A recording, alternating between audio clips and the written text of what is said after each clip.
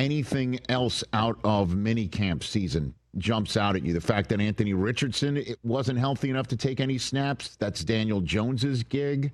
What do you think, Daniel? Yeah, I Is mean, that it one? feels like the Shane Steichen's words were pretty effusive in his praise there of Daniel Jones. I've been intrigued by what's going on with Jaxson Dart. I feel like it seems weird. He's at the New York Giants and that market.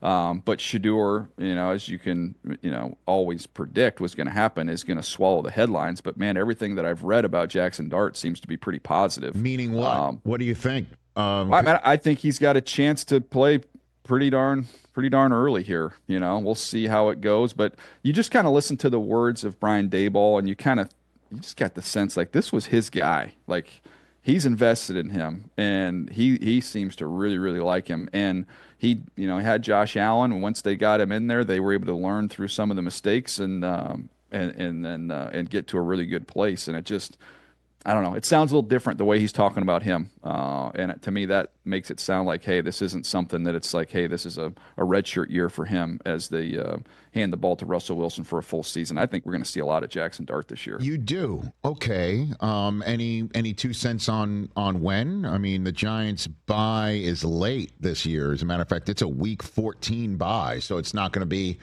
one of those, well, it's week 5, week 6, they're 2-4. They're 3-3 or whatever, and let's go. Look at that! Look at that week 6 to week 7 10-day gap there.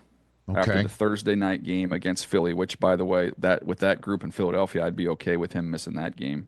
But right, that's kind of where it would be. So it would be at Denver, week 7. That's my early prediction. Okay, and then he gets to face Philly the following week. So there you go. He only has to face him once. Right. I guess I mean, but that stretch too. At Denver, home for Philly, at San Francisco. I mean, listen, you look at everybody's schedule right now, and it looks absurd.